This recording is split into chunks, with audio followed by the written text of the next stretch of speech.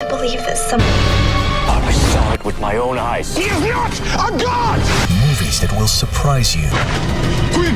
Please don't do that. Where's my project? They know everything. Films that uplift and bring people. Amazons. I love you all. We love you. Cheers. True love.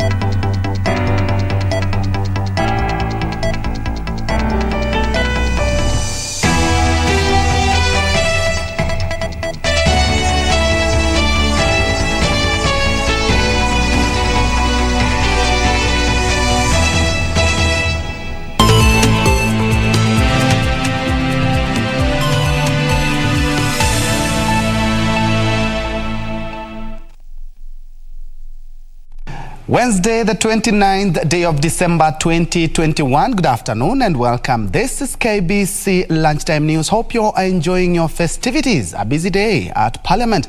We'll be getting a report on the same. My name is Njue and Lensa Odingo will be our sign language interpreter for this live newscast. Remember, you can be part of this conversation via our social media spaces as we are live. As I had quipped there, we have a busy day at Parliament where they're having a special sitting, and moments ago, Clause 5 of the political parties amendment bill that was sponsored by Garissa MP Aidan Duale has just been shot down with 136 yeses or ayes and 150 nays or the noes. We have our very own Gladys Mungai, who has been keeping a keen eye on the same, and is we are going straight to Parliament to know exactly what has transpired. Gladys?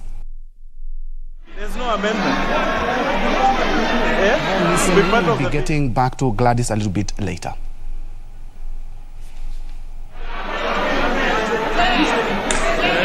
They said no. Yes.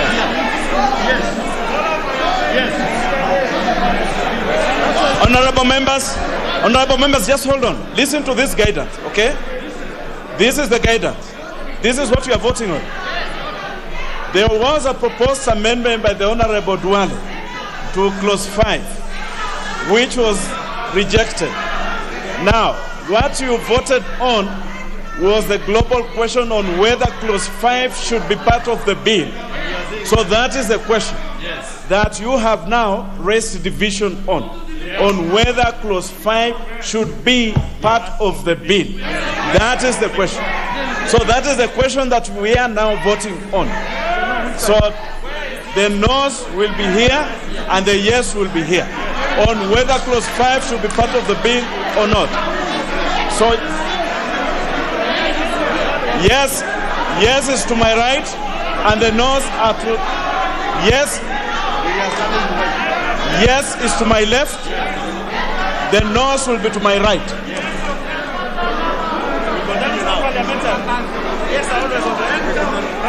I'm on my feet. It's okay. Chairman, we continue. So let us vote.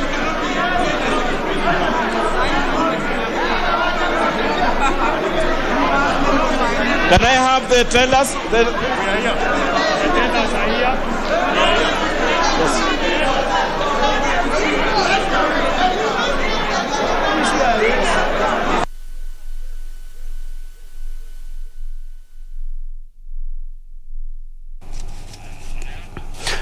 Okay, as we have seen there, the National Assembly is still quite busy. There are still more clauses to be voted in, and as we speak, the voting will continue for Clause 5 to be part of the bill or not.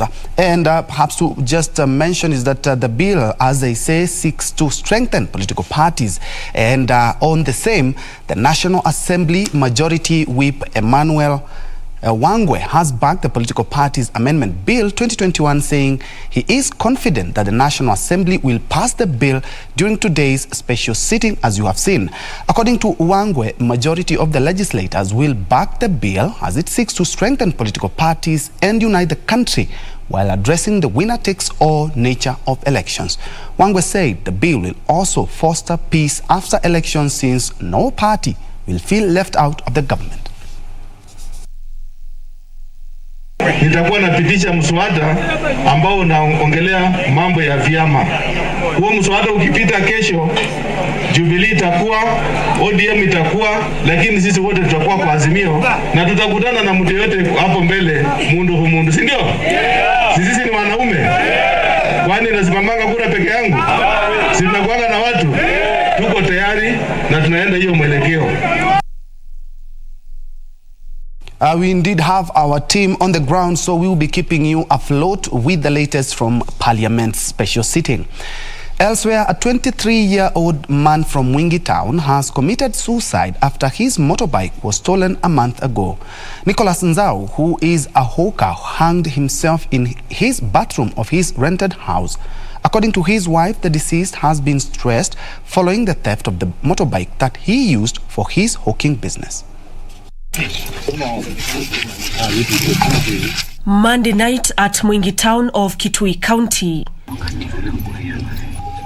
Relatives and neighbors are yet to come to terms with the incident where 23-year-old Nicholas Njue took his life by hanging himself following the theft of his motorbike. The deceased is said to have bought the motorbike at a cost of 140,000 shillings and used for his hawking business. According to his widow Ruth Mwikali, Njue had been displaying symptoms of stress after the theft, as his business had since stalled. Mimi naona chenye kiini cha kujinyonga ni kama ni wenye alikuwa ameibiwa motorbike mwezi uliopita. Sasa stress za kupoteza hizo pesa zake ndo zilifanya hivyo ajinyonge. Fikiri hiyo. Mimi nilikuwa namwambia Mungu yupo na Mungu atamsaidia mpaka gari asione hiyo pikipiki ilipotea. Mungu. On the fateful night, she had left him with their 4-month-old daughter in their rented apartment and went to work only to return in the evening and find the door to their house locked from inside. Niliamka vizuri, tukaprepare breakfast kama kawaida.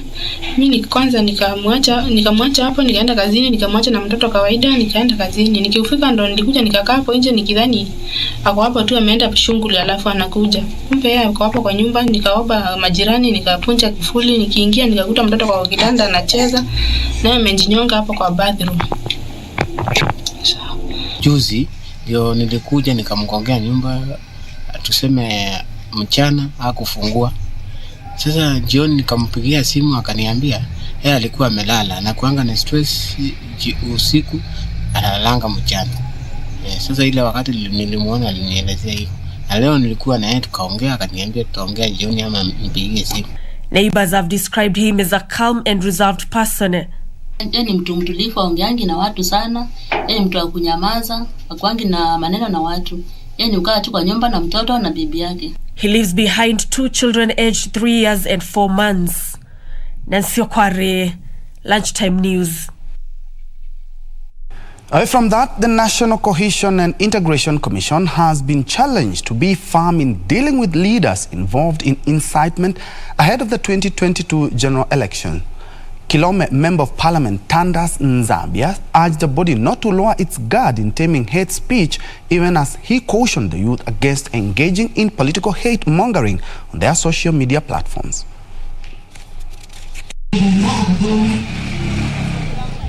As the electioneering period fast approaches, the National Integration and Cohesion Commission is under pressure to crack the whip on elite politicians spewing hate.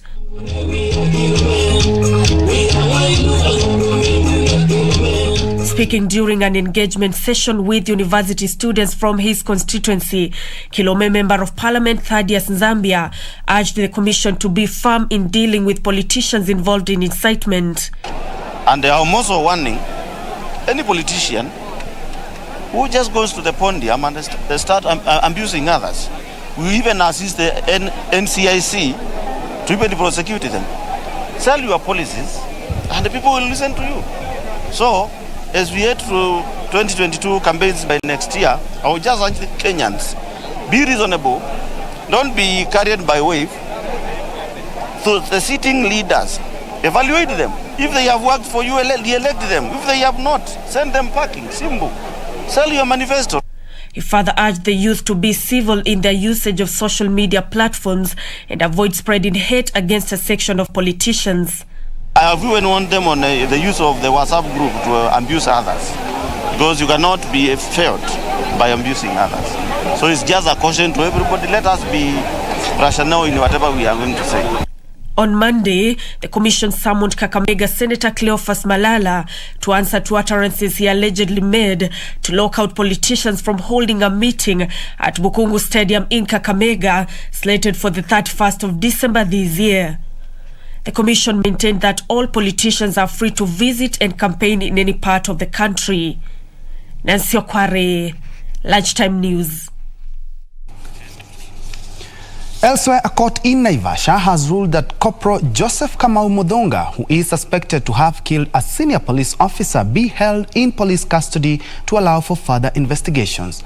Corporal Kamau is accused of shooting his boss, Sergeant Ayub Apollo, in Kedong Ranch on Christmas Day. The investigating officer had applied to have the suspect held for 14 days to allow them finish their investigations, but the court granted them 8 days. Corporal Joseph Kamau Muthonga, who is being accused of killing his boss, Sergeant Ayub Apollo, in Kedong Ranch on Christmas Day, was arraigned before a Naivasha court. The investigating officer, Constable Solomon Kirwa, had applied to have the suspect held for 14 days to allow them finish their investigations. The investigations are not complete, Your Honor. I pray the Honorable Court to allow me to incarcerate the suspect for 14 days to complete my investigations. However, the suspect termed the days too many, adding that he had undergone a lot of mental torture since he was arrested, requesting the court to have him either detained at a hospital or his home. And psychological torture.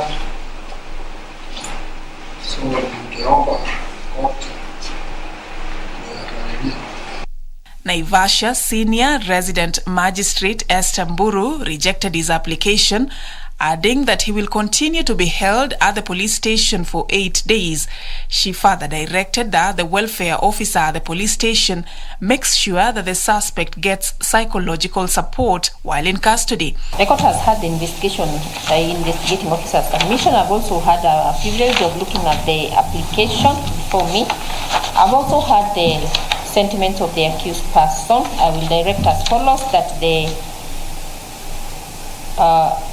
suspect be held at the police station for the next 8 days. The case will come up for hearing on the 6th of January 2022. Meanwhile, reports from an autopsy conducted by government pathologist Dr. Titus Ngulungu in a private mortuary in Maimahio town indicate that the senior officer was shot 3 times and died from excessive bleeding. For Lunchtime News, I'm Safin Acheng Oma. And from Naivasha, we revisit our top story on the political parties amendment bill that is currently being voted by MPs. We have our very own Gladys Mongai, who has been keeping her eyes peeled for the morning session leading up to the voting. Gladys, give us a summary of what has just transpired.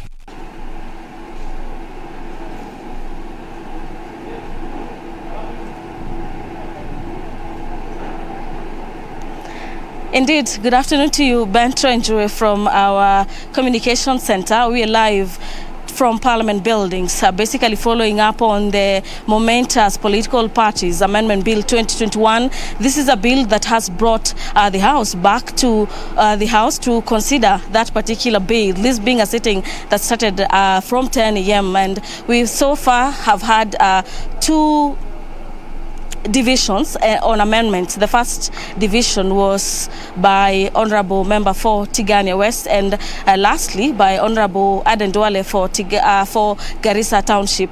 And we've had those particular amendments being voted on by members of the floor, and some of the amendments, some of them from the Dagoretti South Member of Parliament John Kiarie, and Kilifi North Owen Baya, as well as Kikuyu Member of Parliament Kimani Shungwa, being totally thrown out from the committee stage, and from the communication from the chair, saying that the recommendations for amendment would require for public participation.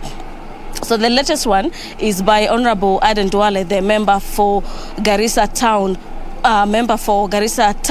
which had 150 voting no to that particular amendment. And some of the contentious issues in this particular amendment, Political Parties Amendment Act of 2021, you may ask, some of them just to highlight, is the issue of the formulation of coalition of parties to the next general elections. There's a proposition that the political parties form coalitions 6 months to the general election. What does this mean? That small political parties have 2 months to the 2022 general elections to decide who they get to vote on, and that is why it's a heated issues between members of parliament who are trying to throw in their game of numbers, to try and tilt numbers to their side, to decide on either particular side on which they want this particular amendment to go. The other issue is the claims that the empowering of the office of the registrar to take some of the issues and powers from the Independent Electoral and Boundaries Commission. We are talking about the issue of the registrar of political parties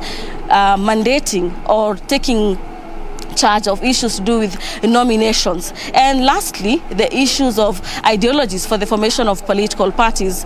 Some of the members opposing to this particular amendment say that will cure the issue of briefcase political parties that sprout after every general election and few months or near to the general election. So this has been the issues at the National Assembly up to this particular moment. Members of the House are now voting for Clause 5 as it is in the bill. We'll be giving you more information as to how the members will be deliberating and transacting business in regard to this Political Parties Amendment Bill 2021. Back to you, Troy.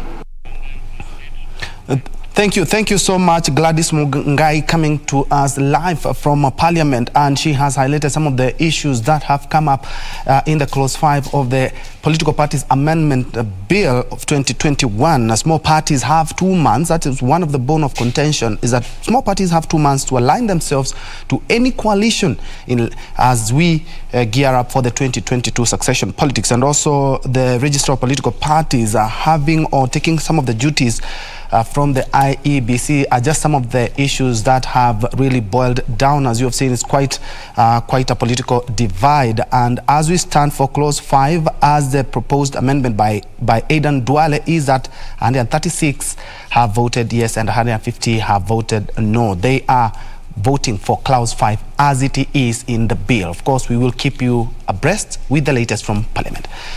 Moving on, fresh revelations continue to emerge over the confrontation between Kenya Defence Forces officers and residents of Chebarus area in Tarbo, Uasin Gishu County, that left 2 people dead.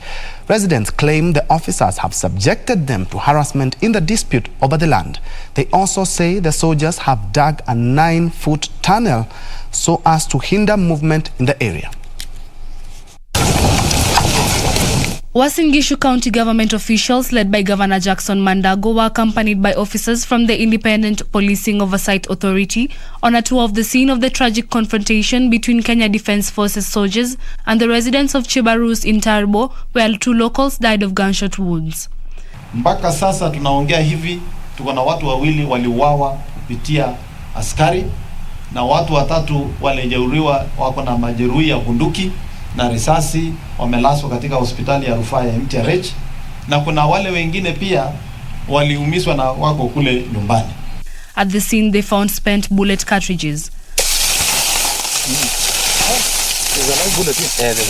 At a meeting with farming communities in Chebarus, the locals complained of constant harassment meted on them by the soldiers from the Moi barracks in Eldoret over ownership of the land which the governor maintained belongs to the residents. Ieleweke ya kwamba shamba hili la Kiplombe 9 farms ni shamba ambalo limekuwa ya raia tangu mwaka wa 1163.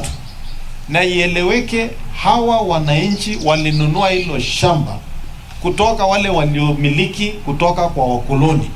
They were shown a 9-foot tunnel dug by KDF soldiers, which is alleged to have caused the death of people and livestock.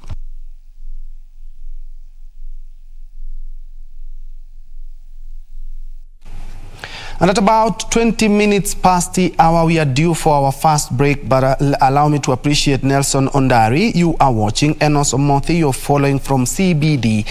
Daisy Terry Destiria, present from Kakamega County. Let's have that break. We'll be back with more news.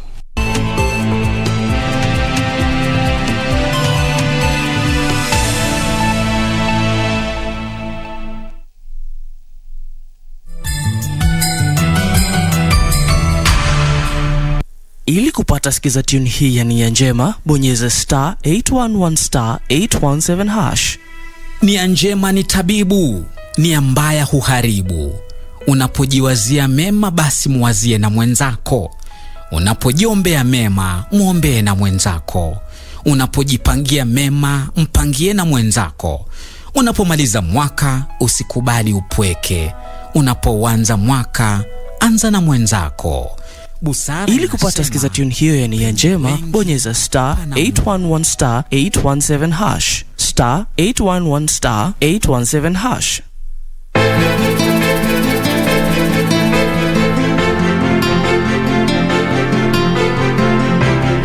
Niko na shida, nataka unisaidie. Si nilikwambia utoke hapa nyumbani kwangu uende zako?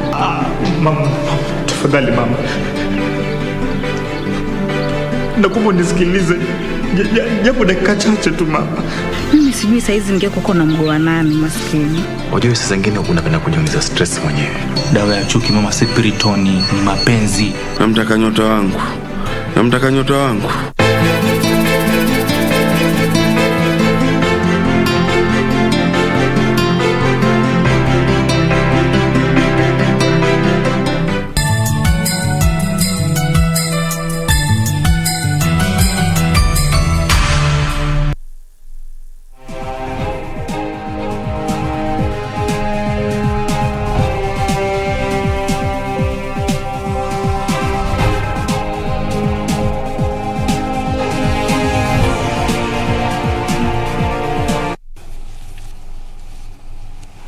Welcome back and thanks for keeping it KBC. Let's now shift gears to business now, where low passenger numbers have forced Kenya Railways to halt its intercity train services until January 3rd, 2022.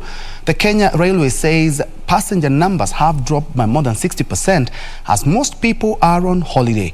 The rail operator says it will, in the meantime, focus on its Madaraka Express trains and long-distance safari trains to Nyanyuki and Kisumu City.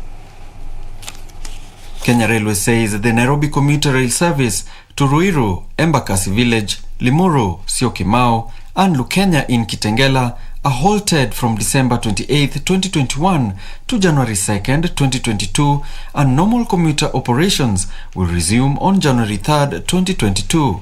However, KRC says the Nairobi Nyanyuki and Nairobi Kisumu lines operate on Friday and Saturday, as well as the Madaraka Express to Mombasa. Passenger service between Nairobi and Suswa stations in Narok, which operates on Fridays, Saturdays and Sundays, has not been rescheduled.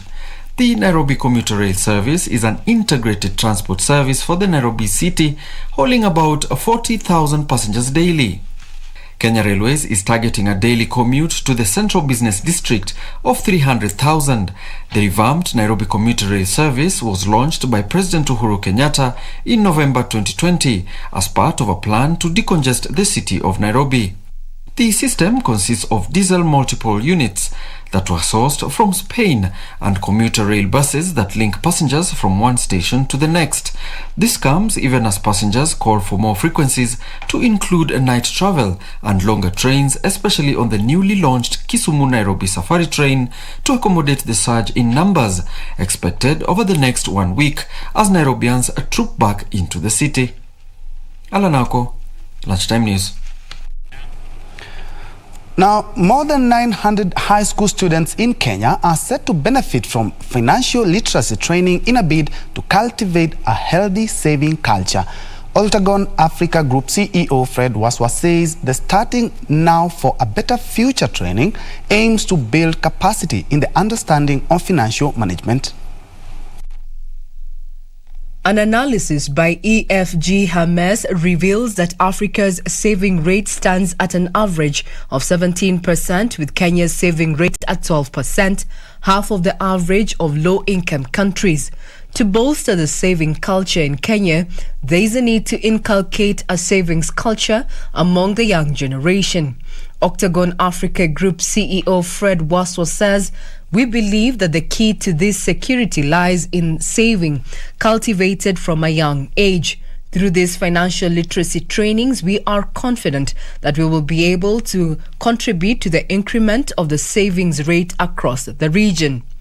The virtual financial literacy training themed Starting Now for a Better Future will see beneficiaries gain knowledge on understanding money, budgeting and saving. The training targets over 1,500 high school students across the East and Southern African region, among which 900 students from Kenya are to benefit. The training will run for a year, guided by the school breaks. Regina Manyara reporting for Lunchtime News.